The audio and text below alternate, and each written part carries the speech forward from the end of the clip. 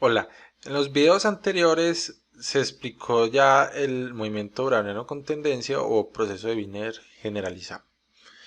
Eh, Esa ecuación del proceso de Wiener con tendencia no se puede derivar. Esa ecuación estocástica de tiempo continuo no se puede derivar con la regla de la cadena que conocemos de cálculo.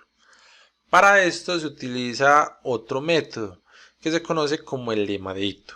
Un lema de Ito muy conocido que va a servir, que va a ser como la versión estocástica de la regla de la cadena. Nos va a ayudar a derivar esa ecuación diferencial estocástica que tiene el proceso de Wiener, que es esta ecuación de acá. Entonces, para aplicar el lema de Ito es esta ecuación de acá, donde dice que para derivar la función g, que depende de dos variables, de la variable x y la variable t, entonces lo que hay que hacer es hacer unas derivadas parciales, reemplazando acá y resolviendo ya esta ecuación. Entonces, teniendo que el proceso de Wiener con tendencia es esta ecuación de acá, entonces reemplazando acá lo que tenemos que es derivar esta ecuación. Y ya esta función g, que es la del lema de Ito, es continua y es diferenciable en cualquiera de sus puntos. Pero como estamos trabajando con el precio de las acciones, entonces la ecuación de Wiener generalizado va a cambiar para la ecuación de las acciones, que es que en función de las variables de las acciones, que es mu, los parámetros de las acciones, que es mu, y la volatilidad. Entonces A va a ser a mu por S y B va a ser a sigma por S, que va a estar reemplazados en la ecuación del lema de Ito. Ahora lo que nos falta es derivar esta ecuación. Recordando que estamos modelando el logaritmo del precio, más no el precio, entonces la derivada parcial de la función g, que es el logaritmo del precio, con respecto al precio va a ser igual a 1 sobre s. La derivada de g sobre t, como tenemos t, entonces va a ser 0. La segunda derivada de g sobre s al cuadrado va a ser menos 1 sobre s al cuadrado. Entonces acá sustituyendo estas derivadas parciales que ya se resolvieron en esta ecuación de acá, resulta de la de acá. Cancelando algunos términos, queda esta ecuación que está acá en el lema de Ito. Entonces esta va a ser la componente determinística, que es el drift, y esta va a ser la componente estocástica y esta va a ser la volatilidad. Ya teniendo esta ecuación, ya podemos hallar cuál podría ser el precio de la acción en un periodo t, un t mayúscula.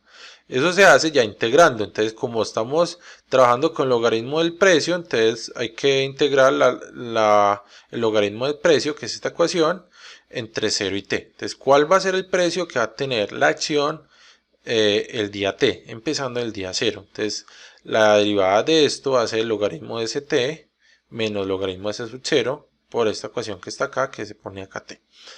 De las propiedades del logaritmo, esta resta es lo mismo que la división, el logaritmo de la división. Entonces va a ser igual a esto, aplicando Euler.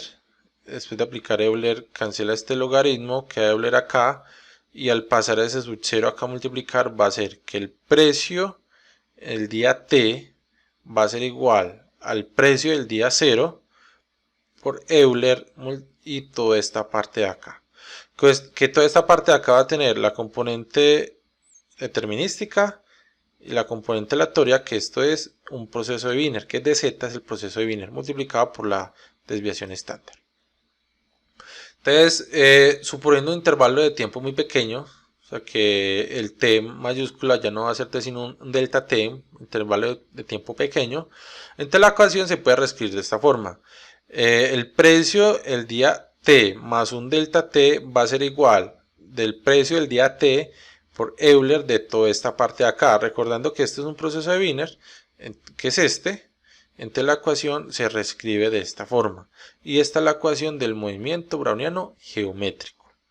Haciendo una aclaración que con este modelo el precio nunca será negativo. Con la ecuación del movimiento browniano con tendencia o movimiento o proceso de Wiener generalizado, En algunos momentos es posible que se tenga un precio negativo. Y como los precios de las acciones nunca pueden ser negativos, entonces esta ecuación no siempre es la más ajustada para, se puede utilizar, pero no es la más adecuada para eso.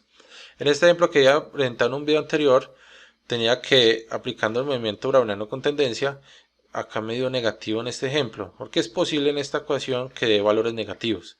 Pero en cambio en el geométrico, movimiento browniano geométrico, nunca va a tener eh, valores negativos. Entonces es más adecuada para modelar los precios de las acciones.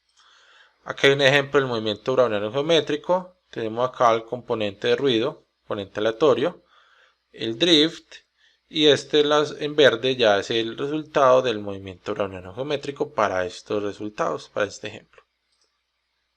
De una simulación tenemos este valor, de otra simulación tenemos este comportamiento, y de 50 simulaciones tenemos todos estos comportamientos. Entonces, estos comportamientos son similares a los precios reales de los precios bursátiles. Acá tengo un ejemplo del índice Colcap, cuál ha sido el comportamiento similar a un movimiento browniano geométrico. Y acá está el movimiento de los puntos del índice Standard & Poor's, que también es similar a estas simulaciones del movimiento browniano geométrico. Entonces, este es un proceso estocástico básico muy utilizado para modelar los comportamientos de los precios de las acciones.